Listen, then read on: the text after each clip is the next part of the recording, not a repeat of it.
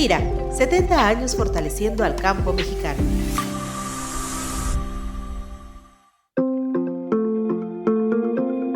Fideicomisos instituidos en relación con la agricultura, FIRA, la institución líder en el financiamiento al sector agroalimentario y el medio rural en México, cumple este 2024 70 años. Los alcances y logros de FIRA en 7 décadas han sido muchos y muy trascendentes, y es por eso que en el podcast de FIRA queremos compartir con todos ustedes esta entrevista especial de aniversario con el actuario Jesús Alan Elizondo Flores, director general de la institución.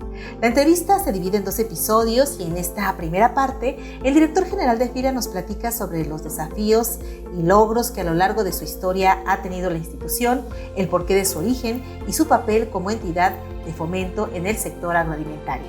Bueno, pues sin más preámbulos, los invitamos a escuchar esta interesante conversación. Actuario Jesús Alan Elizondo, bienvenido al podcast de casa. Muchas gracias, Ceci. Actuario, pues te tocó en el quinquenio de tu gestión al frente de FIRA el cumplimiento de los 70 años de existencia institucional. Cuéntanos, ¿qué representa para ti?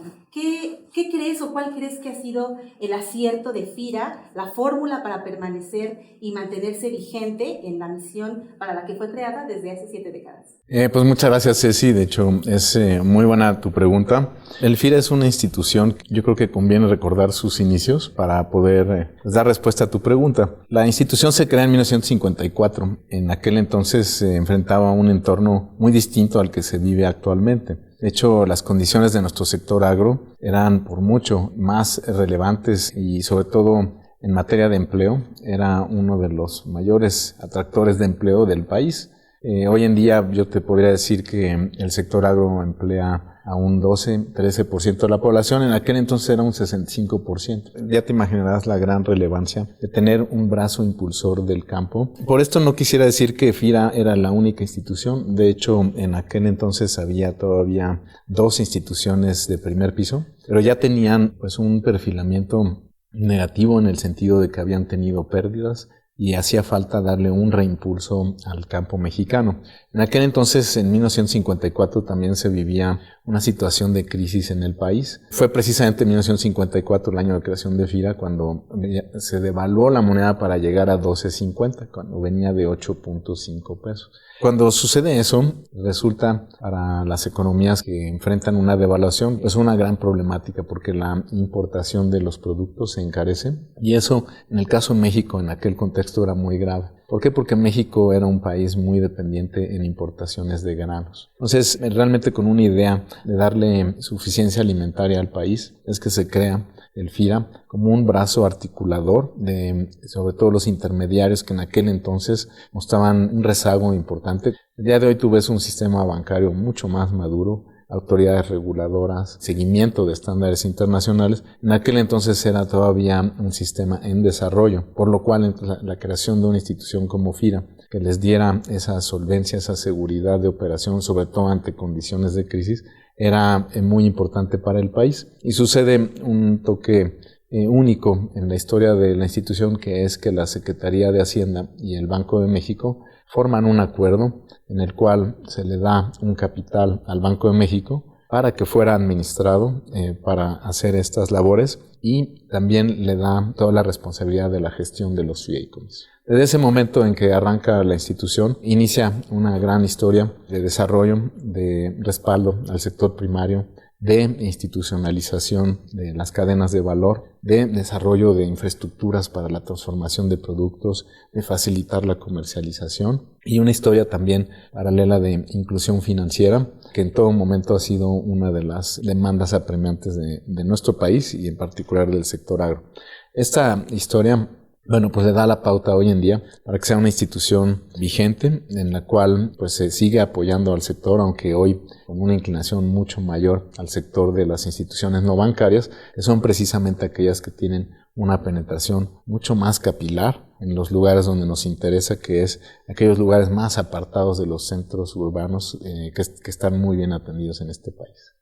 Sin embargo, una característica importante de FIRA Actuario pues ha sido esa dinámica dual que ha tenido entre fomentar el financiamiento, pero también impulsar la transformación, la parte tecnológica en el campo. ¿Qué nos puedes platicar acerca de esta estrategia dual del FIRA, que pienso ha sido una de las más importantes y la que ha caracterizado a la institución en estos años? Es muy importante. De hecho, las instituciones de fomento tienen una labor primordial, que es el desarrollo de las condiciones para que el financiamiento fluya en condiciones ya sea normales o en condiciones donde hay adversidad. Pero de forma muy importante se puede decir que los modelos de fomento deben de contar con algún brazo impulsor que ayude a generar los proyectos que van a ser financiados. Yo te podría decir, Ceci, que el día de hoy las instituciones de fomento cuentan con capitales sanos, abundantes y con capacidades de apalancamiento por su presencia en los mercados de deuda públicos de nuestro país. Le dan una capacidad muy importante para atraer recursos y llevarlos a sus zonas de fomento. En el caso de FIRA, a diferencia de otros modelos de fomento, se insiste mucho en el hecho de que los productores tengan un apoyo técnico que les ayude a que sus productos sean aceptados en los profundos mercados que nuestro país ha abierto, y con esto entonces puedan generar casos de crédito que eventualmente ya sea el sector privado o la banca de fomento con sus distintos instrumentos pueda atender. Es así que el personal de FIRA se encuentra en un 50% enfocado a las labores centrales de atraer los recursos, de cuidar la solvencia de sanidad, de mantener procesos sanos con un buen control interno, pero la otra mitad del personal de FIRA se encuentra en campo ayudando a los productores, transfiriendo asistencia técnica, encontrándoles mercados, proveyendo de inteligencia sectorial al sistema para que exista un ecosistema muy fructífero y abundante en lo que se refiere al crédito a los sectores que tú ya mencionaste.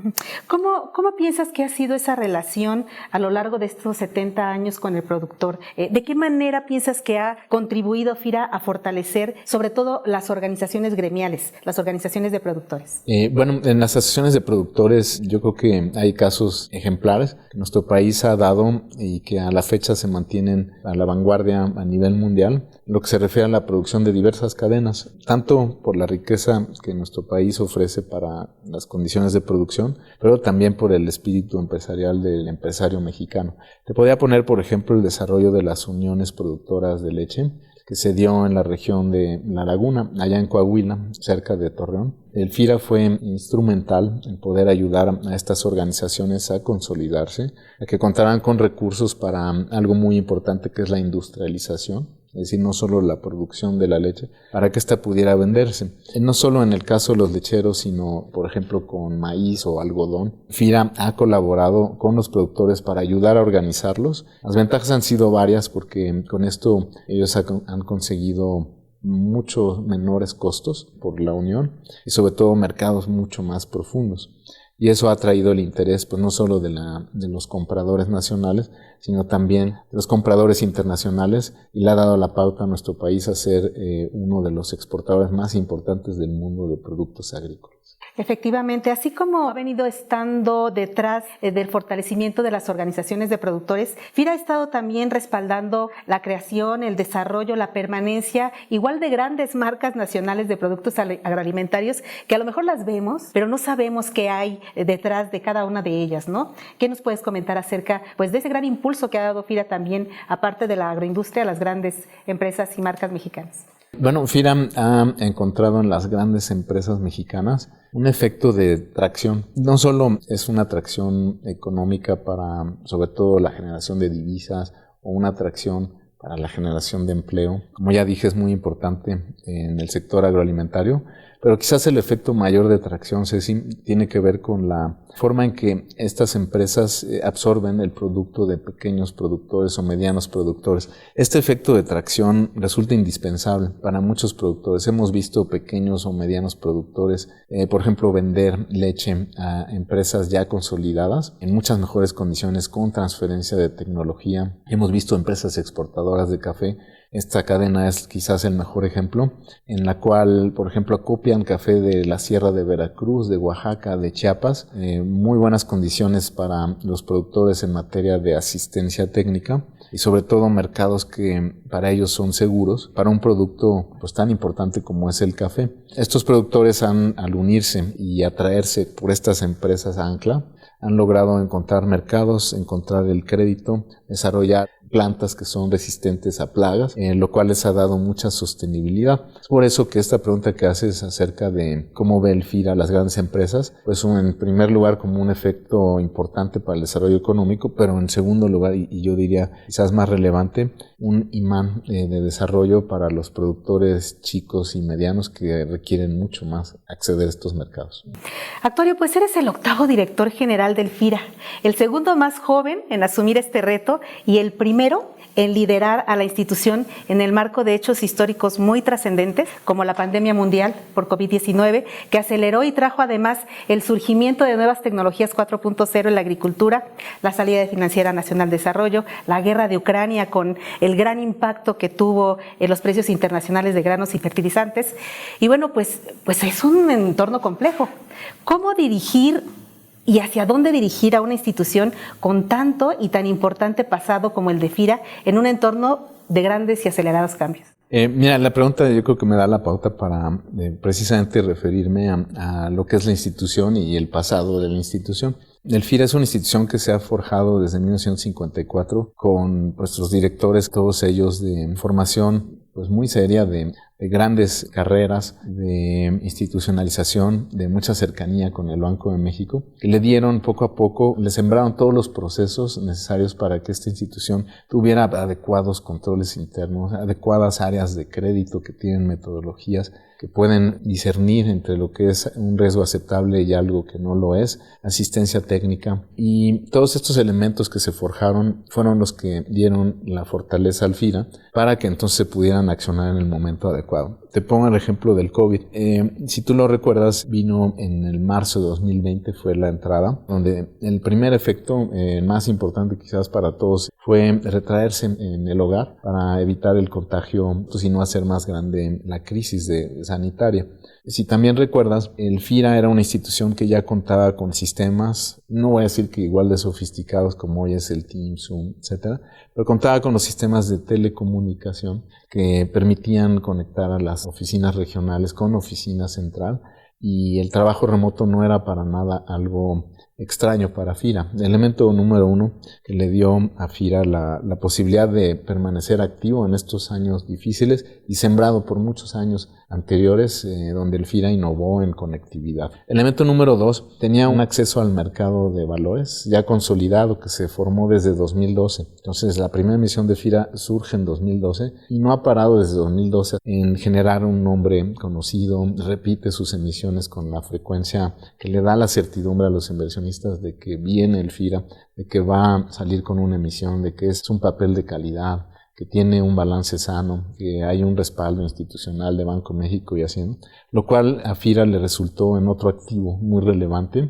para poder conseguir los recursos que se demandaron de manera muy abundante en el segundo trimestre. Déjame te digo que en ese segundo trimestre se dispersó lo que típicamente se dispersa en un año entero, como el 2019 o 18. Entonces ese es un segundo elemento que permitió que en FIRA pudiera atender la emergencia de liquidez que el campo demandaba. Uno tercero fue el diseño de programas de apoyo. ¿Cuántos programas de apoyo no recuerdas que este país ha hecho? En particular el Banco de México participó en muchos de ellos, tanto en la crisis del 95, en el 2008 con la crisis de las hipotecas. Todo ese aprendizaje fue capitalizándose en FIRA para que fuera posible diseñar un programa de apoyo que le diera liquidez a los intermediarios que estaban en problema, pero sobre todo que le diera las reestructuras muy indispensables a los productores ante la caída de sus mercados por consecuencia de las restricciones sanitarias. Entonces, quiero resumir diciéndote que el FIRA es el resultado de muchas administraciones, un trabajo de largo plazo, que cuando llega el momento, bueno, lo único que requieres es un equipo, un capital humano conocedor, como lo hay, para poder enfrentar una situación tan compleja como el COVID. Ahora que hablas de situaciones complejas y en ese entorno de grandes cambios que comentas, ¿cuál piensas que será el papel y la participación de FIRA ante los dos mayores retos que está enfrentando ahorita el sector agro, que es tener resiliencia ante el cambio climático y la transformación tecnológica pues 4.0, que está pues prácticamente en todos lados, y el agro pues no es la excepción. Mira, yo creo que vale la pena hablar mucho de las crisis que ha vivido la institución, y es muy importante resaltarlas, porque la naturaleza de estas crisis ha venido siendo distinta y la institución ha tenido que desplegar productos distintos. Hablemos, por ejemplo, la crisis de 94, donde hubo una depreciación brutal y el canal principal de intermediación, que eran los bancos, se vio muy restringido. Esa es una crisis que requirió un paquete de respuesta, ¿no? Podrías pensar, por ejemplo, en la entrada del Tratado de Libre Comercio. Si bien hoy es muy evidente que ha sido un gran acierto para el país en materia de comercio, en aquel entonces también generó un cambio estructural en la forma en que nuestro sector agroalimentario funciona. Hay una crisis muy famosa también, muy importante, helada, en 2011.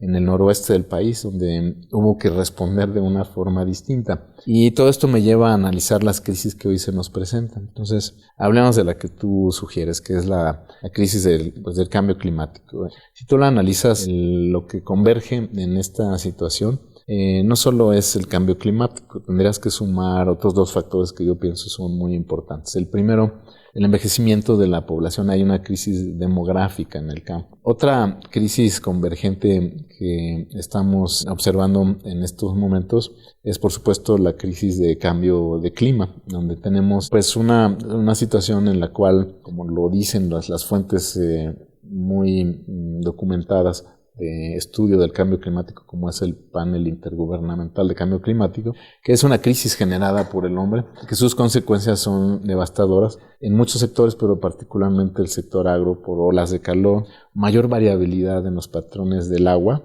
ya sea de inundación o de sequía, mayores condiciones para generación de plagas, acidificación de los océanos, elevación de temperatura en los océanos, movimiento de poblaciones de peces, incendios forestales y también heladas en otros lugares. Y como tú también bien sabes, los cultivos lo que menos quieren es variabilidad de entorno, y eso genera un segundo elemento de crisis. Un tercer factor en esta situación es la menor disponibilidad de tierra arable, donde la expansión de la mancha urbana o el agotamiento de la frontera agrícola se presenta, pues que te digo, en Europa está más que encontrada hace tiempo, en particular en nuestro país también ya se han llegado a límites, y solo queda, si juntas estos tres factores, pues recurrir al elemento que históricamente ha llevado a la humanidad, pero en particular en lo que se refiere a la producción de alimentos, a salir adelante, que es el uso de las tecnologías. El uso de las tecnologías, y también hay que decir las cosas buenas, presenta una convergencia sin precedentes. Entonces, así como hablo de una convergencia de factores que afectan la producción, también se observa una convergencia de factores que podrían elevar la producción en tasas pues sin precedentes. Y aquí me refiero a la convergencia de diversos elementos de tecnología, como es el uso del Internet de las cosas, la percepción remota a través de satélites, la generación de bases de datos en inglés conocidas como Big Data, el procesamiento que ya ahora es muy acelerado y por supuesto la inteligencia artificial. Entonces, si juntas estos elementos, hay en otras industrias ejemplos ya muy claros de brincos exponenciales en productividad.